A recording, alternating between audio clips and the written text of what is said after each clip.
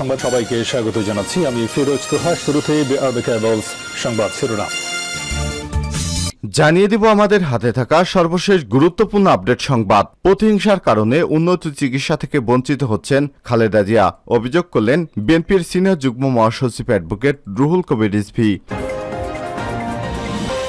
এরপর জানিয়ে দিব রাত 10টা থেকে সকাল 6টা পর্যন্ত মোবাইল টাওয়ার নিষ্ক্রিয় রাখার প্রস্তাব। অতিরিক্ত মোবাইল ফোনের কারণে নতুন প্রজন্ম পঙ্গু হয়ে পড়বে বলে আশা প্রকাশ করেছেন আওয়ামী লীগের সংসদ সদস্য ইএনটি বিশেষজ্ঞ ডাক্তার প্রাণগোপাল দত্ত।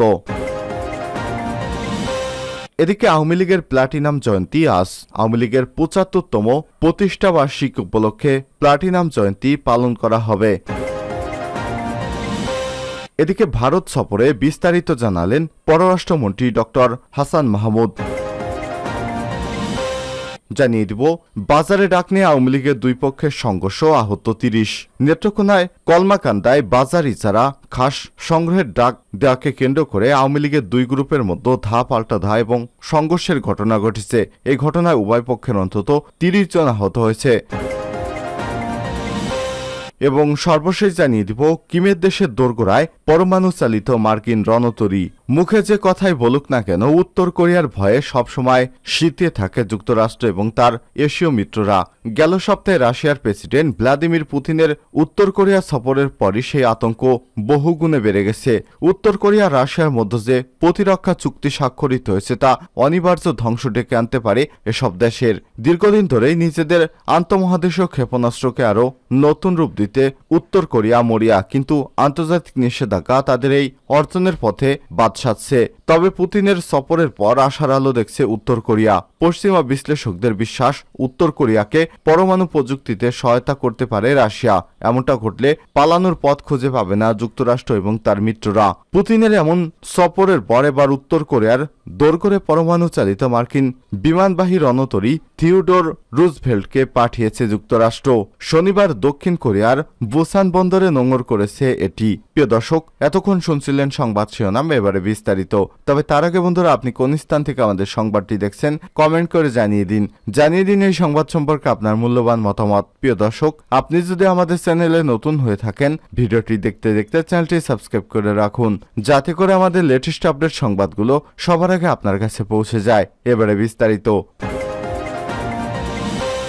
প্রতিহিংসার কারণে উন্নত চিকিৎসা থেকে বঞ্চিত হচ্ছেন খালেদা জিয়া, রিজভী। প্রতিহিংসা, ক্রোধ, আক্রোশের কারণে উন্নত চিকিৎসার জন্য বিএনপির চেয়ারপারসন বেগম খালেদা জিয়া বঞ্চিত হচ্ছেন এমন মন্তব্য করেছেন দলটির সিনিয়র যুগ্ম মহাসচিব রুহুল কবির রিজভী। শনিবার সন্ধ্যায় রাজধানীর নয়াপল্টনে বিএনপির কেন্দ্রীয় কার্যালয়ে এক সংবাদ সম্মেলনে এসব মন্তব্য করেছেন রিজভী। রুহুল কবির রিজভী বলেন, এদেশে যখন সংকট, ক্লান্তিকাল, কথা বলার স্বাধীনতা, চলাচলের স্বাধীনতা, স্বাধীনতার সার্বভৌমত্ব বিপন্ন, তখন জাতির পক্ষে স্বাধীনতা এবং সার্বভৌমত্বের পক্ষে কথা বলেছেন বিএনপির চেয়ারপারসন বেগম খালেদা জিয়া। সেই নেত্রী আজ গুরুতর অসুস্থ। তিনি অসুস্থ অবস্থায় হেঁটে কারাগারে গেলেন, তারপর একটি মিথ্যা মামলা সাজা দিয়ে কারাগারে আটকে রাখা হয়েছে। এ সময় তিনি বলেন, খালেদা জিয়ার চিকিৎসাধীন অবস্থায় রয়েছেন। তার শারীরিক অবস্থা চিকিৎসকেরা ভালো বলতে পারবেন। আমার মনে হয় তার শারীরিক অবস্থা যথেষ্ট অসুস্থ।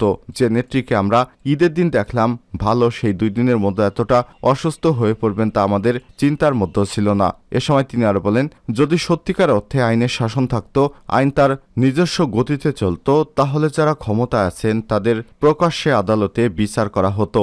এরা টাকা পাচারকারী, টাকা লুটপাটকারী, এরা গরিব মানুষের জমি কেড়ে নেয়, এরা ভয়ঙ্কর সিন্ডিকেট প্রতিনিধি। এদের সমর্থকদের, ঘনিষ্ঠজনদের লুটপাট, ভূমি দখলের সুযোগ দেওয়া হয়েছে। সংবাদ সম্মেলনে উপস্থিত ছিলেন যুগ্ম মহাসচিব খায়রুল কবির খোকন, শহীদুদ্দিন চৌধুরী আনি, হাবিবুন নবী খান সোহেল, আব্দুল সালাম আজাদ, ইমরান সালে প্রিন্স প্রমুখ।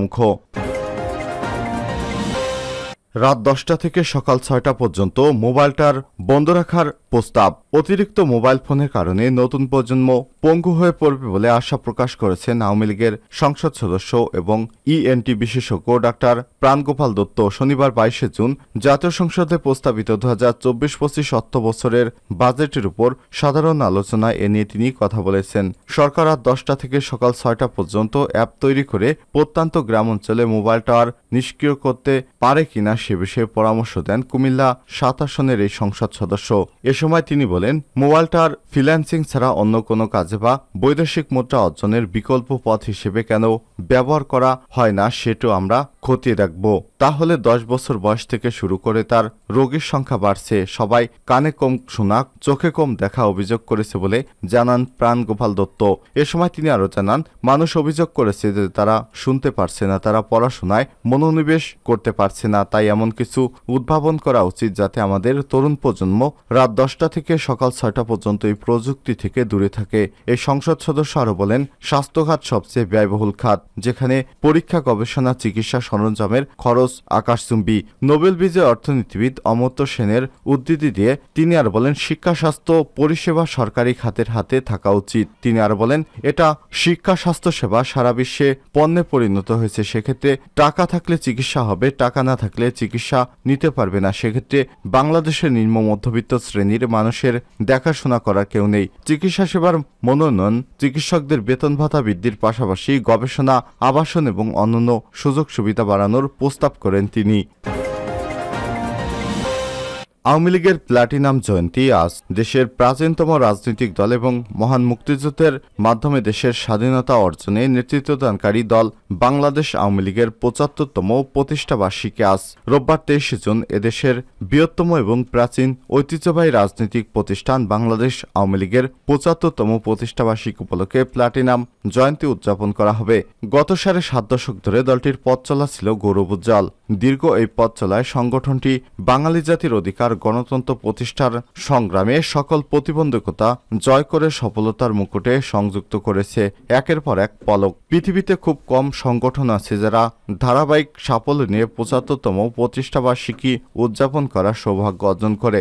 গৌরব সাফল্য অর্জনের সঙ্গে আওয়ামী লীগ তার প্রতিষ্ঠার রজতস জয়ন্তী, সুবর্ণ জয়ন্তী পালনের বিরল সৌভাগ্যের অধিকারী। দিবসটি উপলক্ষে দলটির পক্ষ থেকে বিস্তারিত কর্মসূচি গ্রহণ করা হয়েছে। ১৯৪৯ সালের ২৩ জুন পুরান ঢাকার ঐতিহ্যবাহী রোজ গার্ডেনে পূর্ব পাকিস্তান আওয়ামী লীগ মুসলিম লীগ প্রতিষ্ঠার মধ্য দিয়ে রাজনৈতিক এই দলটি যাত্রা শুরু করে। প্রতিষ্ঠার সময় জাতির পিতা বঙ্গবন্ধু শেখ মুজিবুর রহমান কারাগারে ছিলেন। তাকে যুগ্ম সাধারণ সম্পাদক করা হয়। কেন্দ্রীয়ভাবে নিখিল পাকিস্তান মুসলিম লীগ করা হলেও পরবর্তী সময় অসাম্প্রদায়িক রাজনৈতিক আদর্শের অধিকতর প্রতিফলন ঘটানোর জন্য এর নাম আওয়ামী লীগ করা হয়। ১৯৫৪ সালে নির্বাচনী বিচারের পর ১৯৫৫ সালে অনুষ্ঠিত আওয়ামী লীগ মুসলিম লীগের কাউন্সিল দলের নাম থেকে মুসলিম শব্দটি বাদ দেওয়া হয় আর পূর্ব পাকিস্তান শব্দ দুটি বাদ পড়ে। বাংলাদেশ স্বাধীনতা যুদ্ধের সময় থেকে বাংলাদেশ স্বাধীনতা ঘোষণার পর থেকে প্রবাসী সরকারের সব কাগজপত্রে বাংলাদেশ আওয়ামী লীগ নাম ব্যবহার শুরু হয় এবং ১৯৭০ সাল থেকে এ দলের নির্বাচনী প্রতীক নৌকা।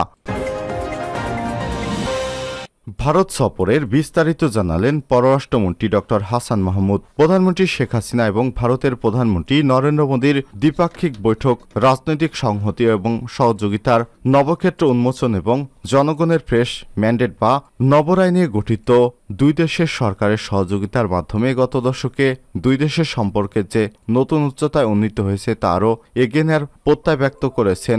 শনিবার ২২ জুন বিকেলে ভারতের নয়াদিল্লিতে হোটেল তাজ প্যালেসে সাংবাদিকদের এসব কথা জানান প্রধানমন্ত্রীর সফর সঙ্গী পররাষ্ট্রমন্ত্রী এবং বাংলাদেশ আওয়ামী লীগের যুগ্ম সাধারণ সম্পাদক ড হাসান মাহমুদ।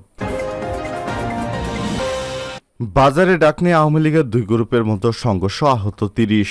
নেত্রকোনায় কমলাকান্দায় বাজার ইজারা খাস সংগ্রহের ডাক নিয়ে কেন্দ্র করে আওয়ামী লীগের দুই গ্রুপের মধ্যে ধা পাল্টা ধা এবং সংঘর্ষের ঘটনা ঘটেছে। এ সময় উভয় পক্ষের অন্তত ৩০ জন আহত হয়। শনিবার দুপুরে উপজেলার পূর্ব বাজার কলেজ মোড়ে ডাক নিয়ে এই সংঘর্ষের ঘটনা ঘটে। কলমাকান্দা থানার ওসি লুৎফর হক কালবেলাকে বিষয়টি নিশ্চিত করেছেন। স্থানীয়রা জানায় দুপুর পূর্ব বাজার কলেজ মোড় বাজারে ডাক নিয়ে আওয়ামী লীগের দুই গ্রুপ, চয়ন গ্রুপ এবং উপজেলা পরিষদ চেয়ারম্যান আব্দুল কুদ্দুস বাবুলের ছোট ভাই আব্দুল ওয়াদুদ রতন গ্রুপের মধ্যে প্রথমে ধা পাল্টা ধার ঘটনা ঘটে। পরে দুই পক্ষের লোকজন সংঘর্ষে জড়িয়ে পড়লে উভয় পক্ষের অন্তত ৩০ জন আহত হয়। তাদের মধ্যে গুরুতর অবস্থায় ফজলে হাসান রাব্বি, লিটন মিয়া, শিপন মিয়া, মুজিবুর রহমান। তাদেরকে ময়মনসিংহ মেডিকেল কলেজ হাসপাতালে পাঠানো হয়েছে। অপরদিকে মুস্তাফিজুর রহমান চয়ন, অমিত শাহ, রাসেল খান সহ অনেকেই গুরুতর আহত অবস্থায় কলমাকান্দা উপজেলা স্বাস্থ্য কমপ্লেক্সে ভর্তি রয়েছেন।